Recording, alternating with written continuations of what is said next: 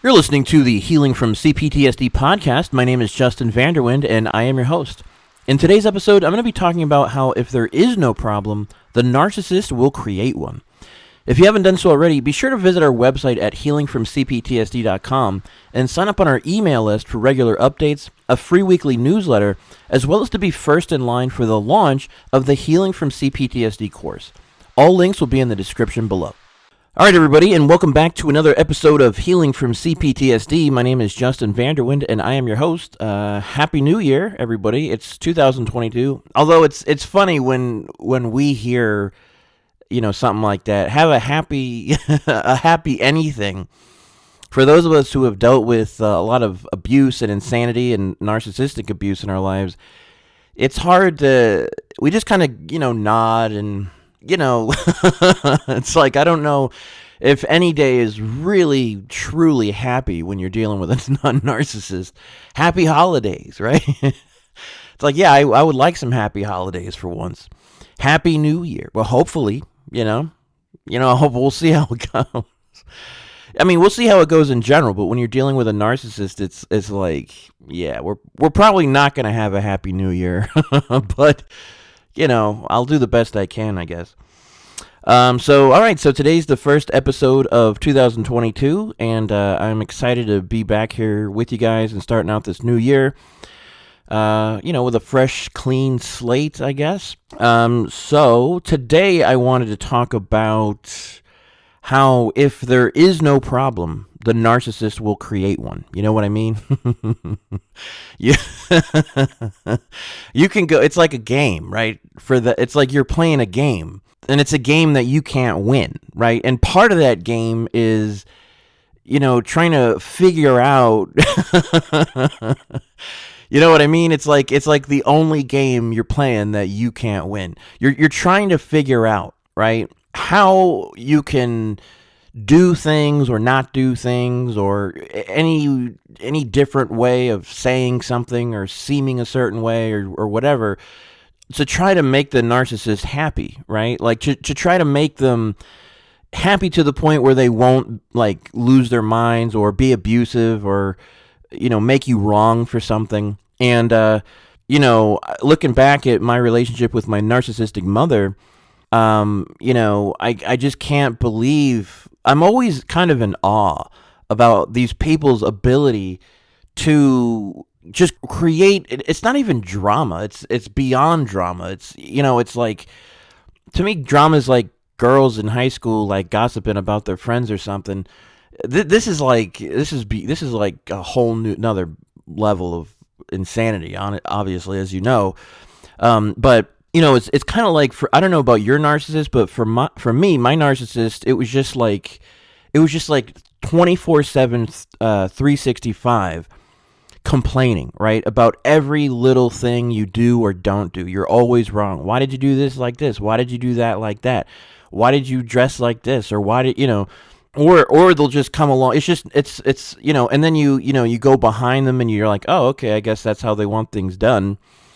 And before you know it, you're in this kind of like a dance. You're kind of like dancing to the narcissist tune, trying to, like a puppet, right? Like trying to do whatever they, want, basically, just to get them to hopefully be normal or stop acting so nasty and mean. And, after a while, you obviously realize it's a no-win scenario when you're dealing with narcissists.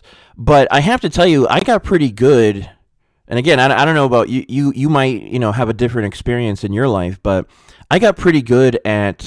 Well, this is where my being hypervigilant and almost like perfectionism came from, right? Like my mind is. I got that mind where it's like, having gone through narcissistic abuse, my mind is like constantly worried that I missed something or something's going to go wrong. So I'm always like double checking, triple checking, quadruple checking, like everything. Like, oh, did I lock the door to the house? Like, did I turn the stove off? And I'll like go back and check, I'm laughing, but it's kind of sad because it's because you've been through so much psychological torture, really. If you think about it, it's like torture. having to be subjected to someone who you're just wrong no matter what you do. Even if you're a good person, even if you're doing good things and you're going above and beyond what an average normal person would do, because you're trying to please this narcissistic person. Really, to me, it wasn't just pleasing them so much as I just wanted my mom to like stop. Just stop, right? I don't know if you've ever had that thought in your mind dealing with your narcissist. Like, could you just stop? Like, just stop. Like, you don't have to do or say anything. Just calm down, relax. There's no problems here. I'm the kind of person that will like solve problems, right? So I actually did that a lot growing up, and in my early 20s and stuff like that. I mean, I to the point where it was like, damn, like we've pretty much covered every base here. I'm getting into that stratosphere of perfectionism here. Like, I don't know how much better we can do here, and yet the narcissist still complains, right? The narcissist still, has a problem with something, and I actually got to the point where there was so little like for the narcissist to complain about legitimately that my narcissist would actually just make stuff up, like just create problems out of thin air. And for any of you who are like wondering if it's you or them still, just do that little experiment with yourself, right? Just try to do everything they want or whatever you think is going to make them happy, and see if there's still a problem. Like try to just, almost be perfect, or try to do nothing, right? Just try doing nothing or saying nothing and see if there's still a problem. If there is, it's them. They're the problem, 100%. And by the way, don't worry. They're definitely the problem. It's them. It really is them. So, I've seen my narcissist create problems out of like asking me questions or like interrogating me. I'll give you an example. One time I was cooking something at her house years ago, and it's like she didn't like the pot I was using or something. And so she's like, "Oh, well, why don't you, it's like, why are you using that pot?" And so I said, "Well, what pot would you like me to use?" And she said, "Well, it's not a problem that you're using that pot." And so then I'm like, so then what are we talking about? Like, is there some, it's like, is there a problem with me using the pot? And then she would say, "Did I say there was a problem with you using the pot?" And then this is where it starts getting into like that weird psychological mess of an argument, right? Because it's like, they're cunning enough to like almost like a lawyer, right? Like technically she didn't use the words, "It's a problem that you're using this pot," but the communication, underneath her words, it says that there is something wrong with me using the pot, because otherwise why are we talking about it? You know what I mean? And then it just, she tries to, whip things up into some kind of argument or something. And that's also sort of like, it's like a form of baiting, right? Because it's like, if you react to the stupid thing that she's saying, or just constant criticism to a degree that's just like unbearable, they want you to like snap, or they want you to get into an argument with them so that they can go and jump on the phone. That's my mom's favorite thing to do, by the way. I don't know about your narcissist, but my narcissist loves to jump on the phone, right? I mean, it's crazy. She'll jump on the phone like, it's like, "Oh man, I got some new gossip." It's almost like a cat that caught something outside and is like bringing it in the house to like show everybody what they did or something. It's weird. And then it's just like this hour-long like gossip fest with some member of the family or one of her friends or something, and they're like, "Oh my God, I can't believe that." And I'm always amazed at the people that actually just buy all this crap hook, line, and sinker without doing some due diligence to find out, or at least, when people are telling me about, a problem with somebody or gossiping or something, I just sort of naturally am just like, I know the truth, right? Like I know that it's like, okay, I'm listening to them, but I know that because I wasn't there, and I didn't get the other person's side of the story, there's no way for me to really know 100% what actually happened, right? So I always, anytime somebody's doing that, I always take it with a massive grain of salt. And I don't really like being involved with gossip anyway, because it's just kind of, it just feels icky to me. And I mean, I've had it done to me so much by my narcissistic mother and family that I don't want to do that to anybody else. And who knows who, you know what I mean? Like, who knows what other narcissists have been doing smear campaigns against somebody else, and they're trying, and I'm on the other end. You know, they're trying to recruit me as a flying monkey or something.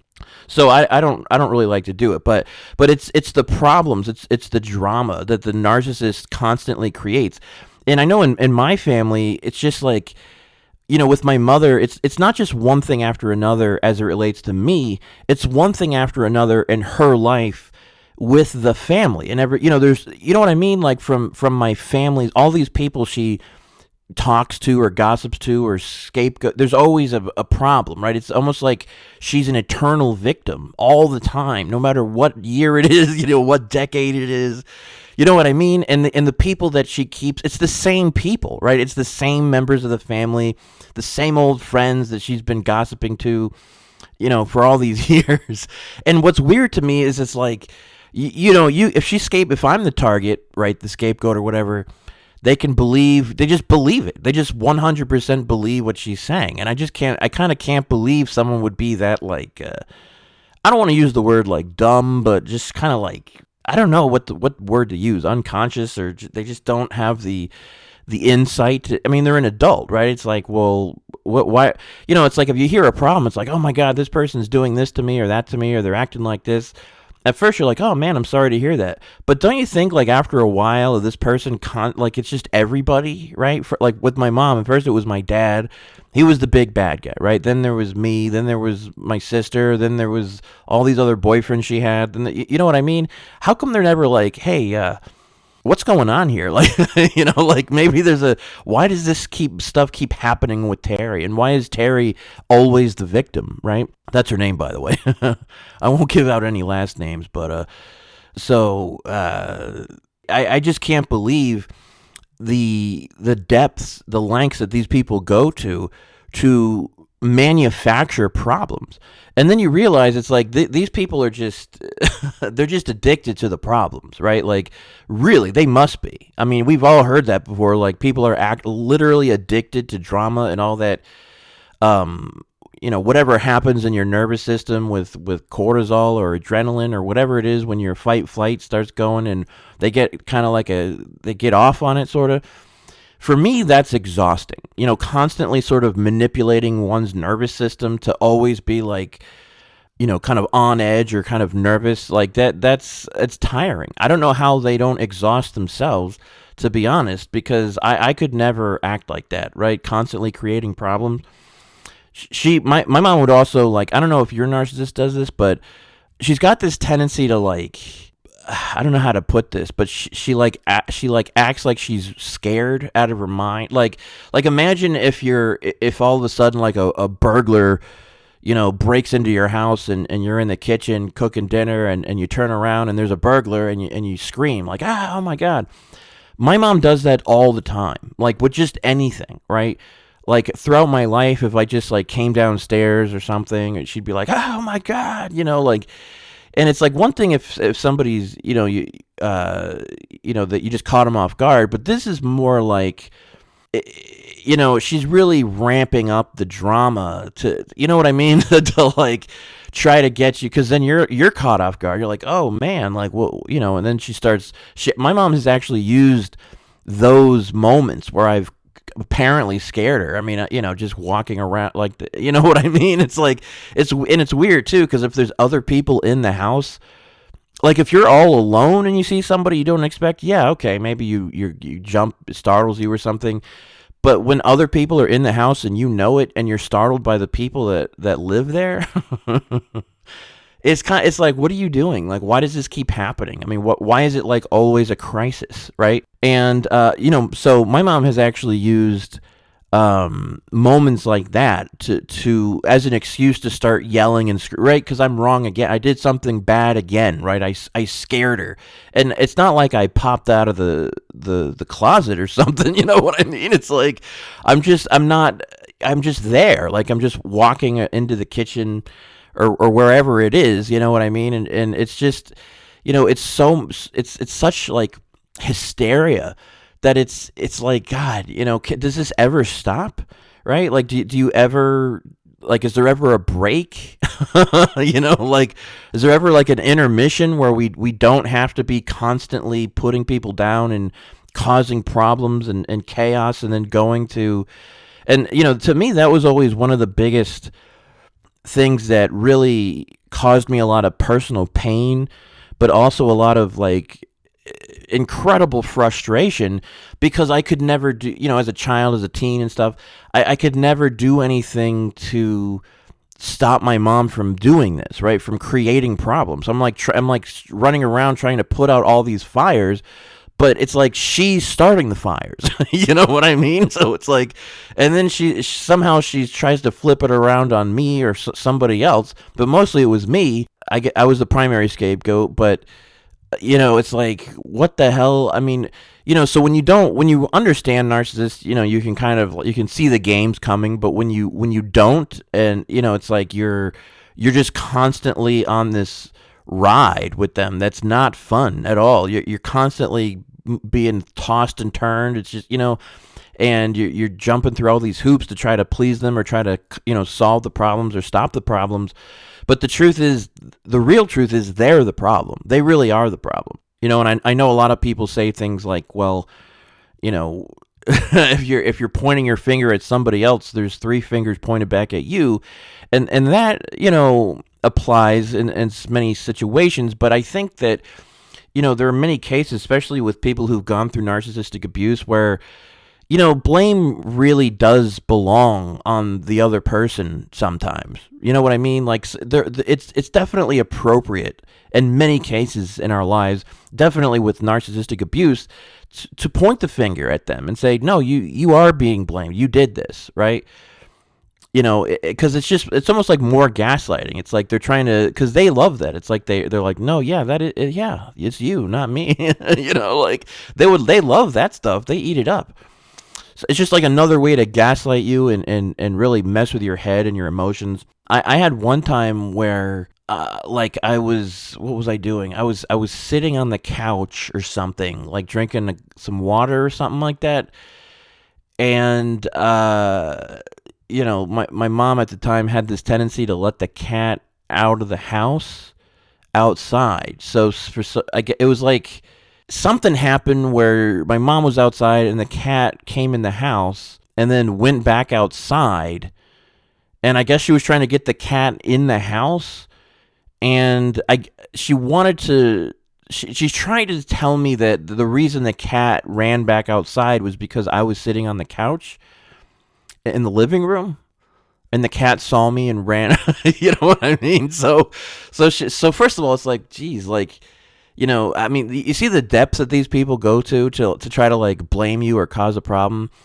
And so at that point, she actually asked me, like, why were you sitting on the couch? And it's like, your brain doesn't even know, like, you see how crazy that sounds? I mean, that's why, you guys will believe that, a story like that, but it's so weird and crazy that if I try to tell, it's like, what? What do you mean, why was I don't even know what to say. Like, no one's ever asked me that question. I've never heard anyone ask that question in the movies and TV shows, anywhere in my life. No one's ever said, why were you, I mean, why does anybody sit on a couch, right? So you see, there's some more. So she's blaming me. She's trying to, make me wrong by really just stirring stuff. She's almost like making it up. But we don't know if the cat ran back outside because, and that's another thing. It's like, we've lived in many. I grew up in South Florida, so a lot of the neighborhoods we lived in were in like homeowners associations. So the cat really wasn't supposed to be outside. But she kept letting the cat go outside. And then somehow there was always like reasons to blame me for something and related to the cat or something. And it's like, the cat wouldn't be out there in the first place if it wasn't for you, right? So if you start down this road of logic, then they got you again. That's like another area where they just rope you into an argument, right? Like, and because then you're like, I think they pretend to be stupid just to get you and try to like rope you into an argument, because Because then it's like, what do you say? It's like they ask such stupid questions, like, why are you sitting on the couch? To where it's like, if you answer any real answer to that question is going to come off as like a smart aleck answer or something. And then they have another reason or another excuse to just berate you even more. It's like, oh, well stop being, no one asked you to be a smart aleck. You know what I mean? It's like, what am I supposed to say? And then it's like, what is even happening right now? Like I was sitting over there on the couch having a glass of water and the cat came in the house. Like it's so unbelievably crazy. It's like, what are we even talking about right now? But this is just an example of honestly, a small example of what it's like to deal with a narcissist on a regular basis, because it's just nonstop stuff like that, right? And it's like, she'll say, oh, well, why are you doing this like this? It's like, well, like normally in school or when you're in training for something, you learn what you're supposed to do and what you're not supposed to do, right? So if you were doing something wrong and a professor or teacher came over or instructor and said, oh, why are you doing it like this? You should be doing it like this. That makes sense. But with narcissists, they do this stuff when you're not really doing anything wrong at all. They just feel the need to start nitpicking you and criticizing and putting you down and, having an excuse to be abusive to you, sort of like covertly, right? Like, oh, it's just all these put downs. And but they never tell you what they want done. That's why for me, it after a while, it got to the point where I was like, just what do you want me to do? I mean, just make a list. You know what I mean? Just tell me what you want, how you want things done, when you want them done. I'll do whatever you want. But you begin to realize that the more and that's what I mean when I say, do that little experiment to try to please the narcissist if you're still dealing with one, if you're still not sure that they're the problem. Because if a healthy, rational adult person is going to communicate their needs or their expectations to you in a healthy and rational way, right? Like if it's like, oh, why did you do this? It's like, well, what do you mean? Why did I? It's like, well, did you ask me to do it in a certain way? It's like, no, they didn't. Right. So because they don't want to solve the problem. Again, they just want the problems. They want to, so that in and of itself, obviously, this is why people, say narcissists are exhausting, because it's like this type of stuff, but all the time, just nonstop. Right. One time, she, I guess, one of the cats, like, I guess had an accident inside the house, like number 2, right? So she is like trying to clean it up or whatever. And, normally when an animal goes to the bathroom on the floor, it's like in one spot, right? It's like nobody wants to deal with that. But whether it's a dog or a cat or something, it's like, like, Fluffy had an accident. We got to, no one wants to deal with a situation like that, but you just got to pull up roll up your sleeves and get out that 409 or whatever they use to clean that stuff up. You know what I mean? And so, I'm sure we've all had our share of dealing with that. So this one particular time, my mom was like, I came downstairs and I didn't have shoes on, and she starts yelling and screaming at me about not having any shoes on. Now it's like, first of all, isn't it like backwards, right? Like don't most people want you to have shoes on outside, but they don't want the shoes on inside? You know what? You see the mind games they play with you? It's like, you're mad at me because I don't have shoes on inside the house? It's like, what is even happening right now? Like, I thought that's where you were allowed to have your shoes off, right? Like, in fact, isn't that a good idea so you don't get all those germs on the bottom of your shoes all over the house? I mean, that's what I'm thinking, right? So again, we're going into crazy town. But it's like, oh, well, the cat pooped on the floor. And I'm like, okay. And, I walk into the kitchen and she keeps yelling and screaming. And it's like, she's like, I don't want you walking around down here because I don't know where the poop is. And, it was so crazy that I was like, what are you talking about? I mean, you can see the poop, right? I mean, So you see how like the crazy making, like how insane some of the stuff that comes out of their mouth is, to the point where you're almost like your own brain doesn't even know what's going on. It's like, what do you? So it's like she's yelling, and it's kind of like, I guess she got confused with if you break a glass on the floor and there could be like little shards all over the floor, so you want to try to wear some shoes just so you don't cut your feet. I guess she got that. She thought it was the same laws applied to poop.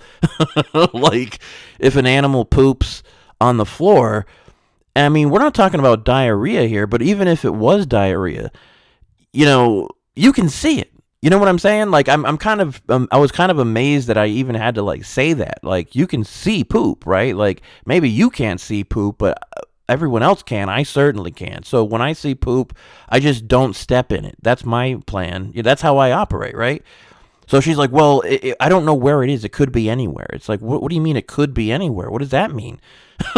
Usually it's pretty obvious where poop is, if there is poop to be found, right? Like, I don't know, if the poop is in a hidden location, I'm not going to be stepping in it because I don't, you know what I'm saying? None of it makes any sense. So I'm like, so you think there's an invisible layer of poop like all over the floor or something that no one, you know what I mean? Like it does, but even if so that's crazy.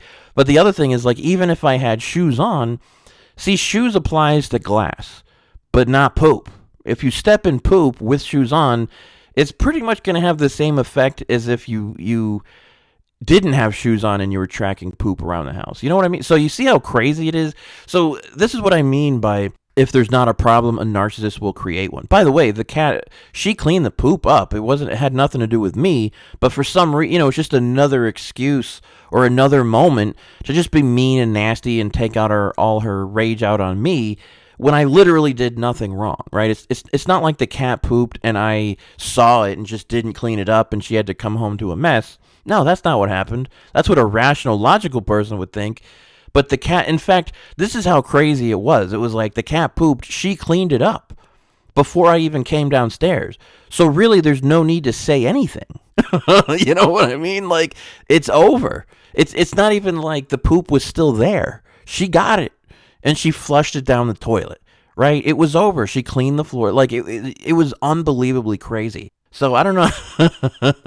I'm just sharing some of these stories because, to illustrate how crazy and insane these people are, and how they'll literally use anything, any little teeny tiny excuse to cause a problem, to light a fire, to create a crisis. So we have to call the police and the news and alert everybody, the sky is falling. And, that's what it's like with a narcissist. It's like the sky is always falling, whether whether your house is on fire or the cat pooped and you had to clean it up, or, by the way, it's her cat. It's not like it was my cat.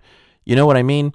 So, oh my God, it's, exhausting, but it's just, you got to understand, if you don't really have any experience with narcissistic abuse, this is what's going on all the time. And it gets even worse than that. I mean, if narcissists are able to use a legitimate problem to be abusive and cause a crisis, they'd much rather do that because it's much more believable for you and everyone else.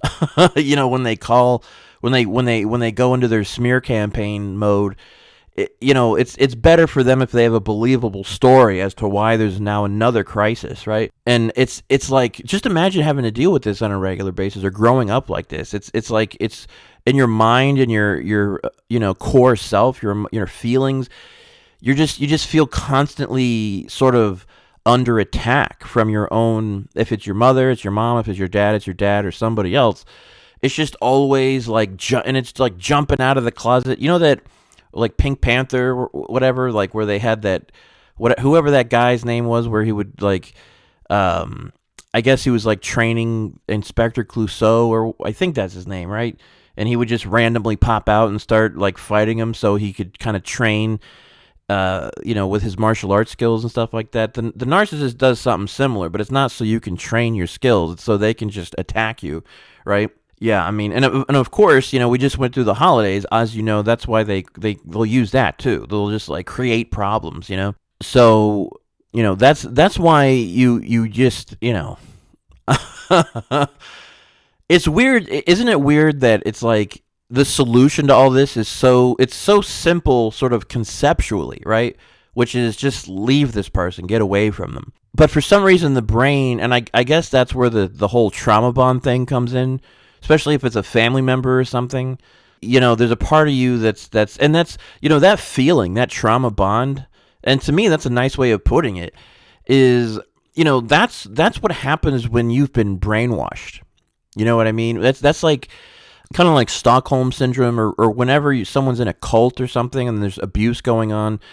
That's why a lot of people either stay or they defend the abuser because of that trauma bond. But the trauma bond was put there by the abuser to try to get you to, stick around in whatever way, shape, or form. And I'm convinced there's been cases where they've had narcissistic parents that tried to sabotage their own kids because they didn't want their kids to leave the house, or, they just wanted another, but it wasn't for a nice, warm, happy reason. They just wanted to, have their get their rocks off by having someone to abuse. In that case, their own kid.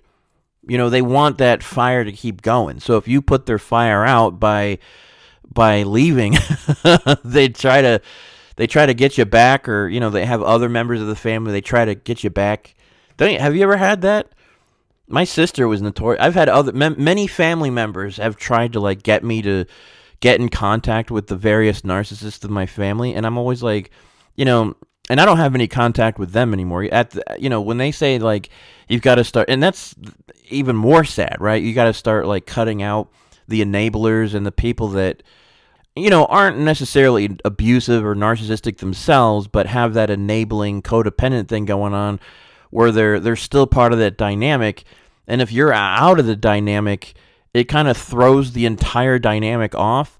So to try to get things back to quote normal for them, they try to get you back in. And it's first of all, it's why do you want to, why would you want to force me to be around someone I don't want to be around? You know what I'm saying? Why would you want me to be around someone who's nasty and constantly causing problems, and who it's not that I just don't like the person. The person is abusive and detrimental to my well-being. So why would you want me to subject myself to somebody who's abusive? Right? Don't you think that's kind of strange? I think we got it backwards here. The real question is, why don't you get away from this person, right?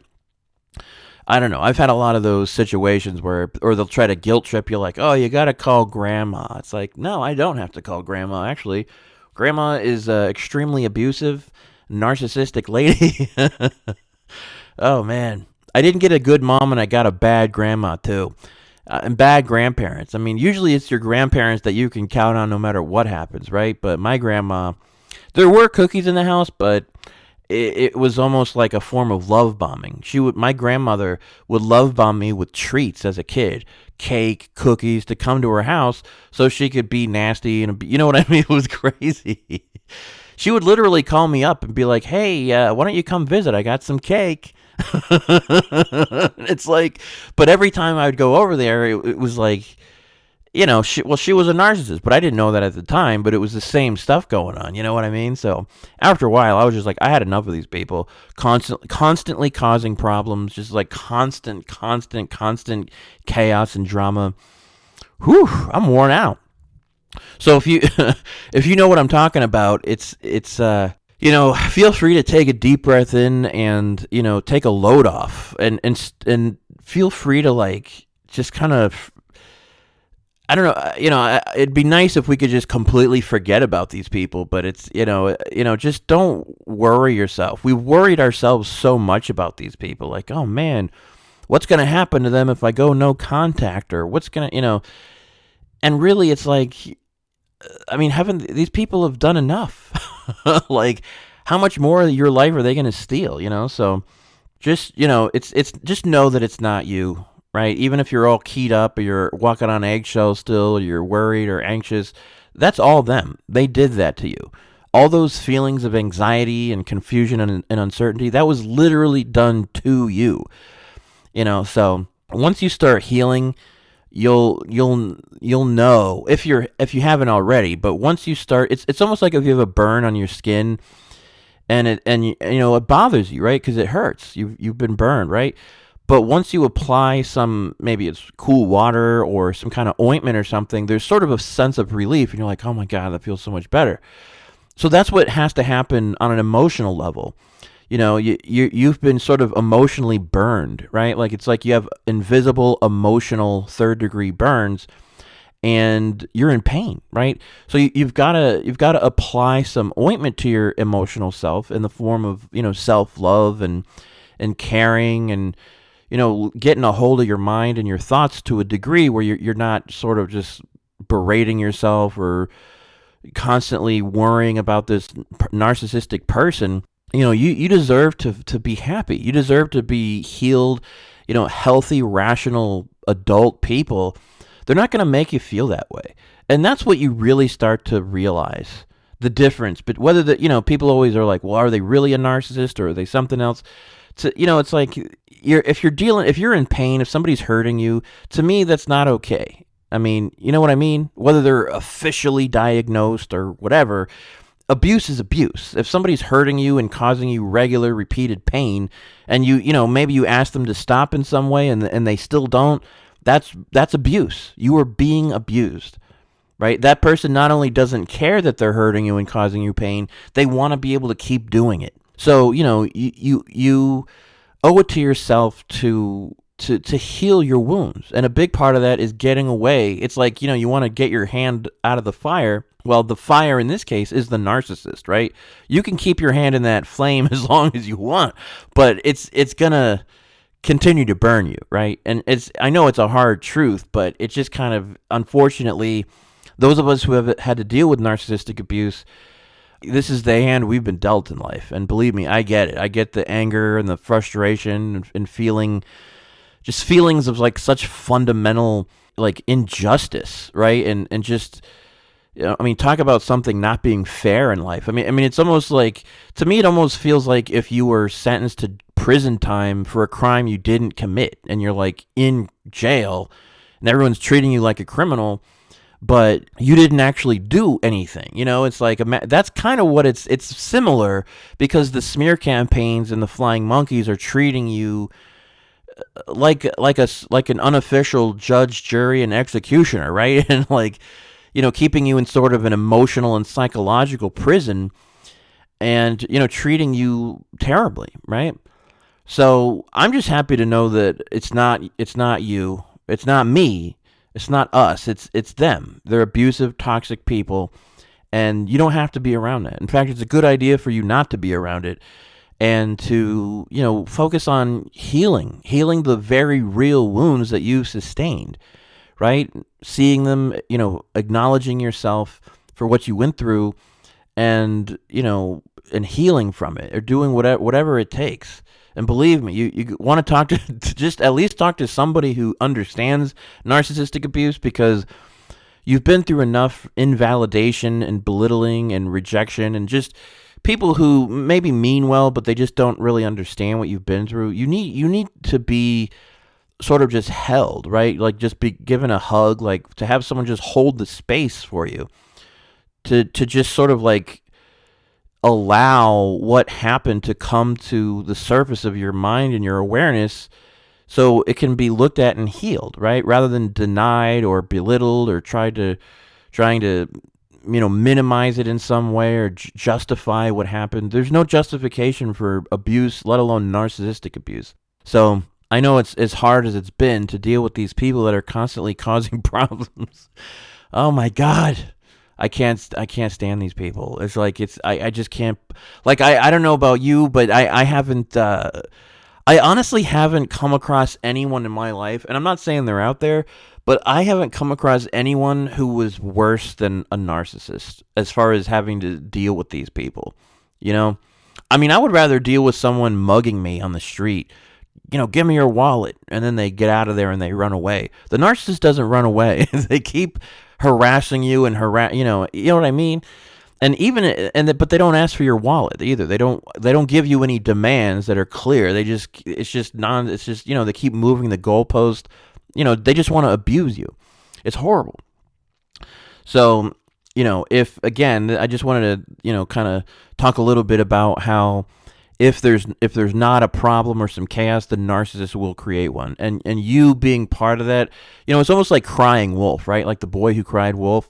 The narcissist is kind of doing that on a regular basis where, they're like, oh my God, we've got a wolf on our hands here. And they keep doing it. So that in and of itself, you got to understand that's a form of mental and emotional abuse, because they're manipulating, your inner state of your nervous system, your mind, your emotions with, manufactured crises that aren't even real crises anyway. So, give yourself, I'll always say this, give yourself the gift of getting away from them as whenever you can, and focus on your healing, right? Forget about them. Like, just, it's almost like every time the exercise I've had to create was like every time they pop in my head, I got to just sort of stop that thought and just redirect my focus back to, focusing on what's best for me and my well-being, right? And being around people that don't make me feel bad all the time, right? You can make it as simple as that. Like, I don't want to be around a person who just makes me feel bad all the time. I want to be around people that make me feel good, right? I mean, to me, that's as simple as we need to make it, right? With as much analyzing of all this that we do, with reading all the articles and listening to all these experts on, it's like at the end of the day, these are just toxic, abusive people.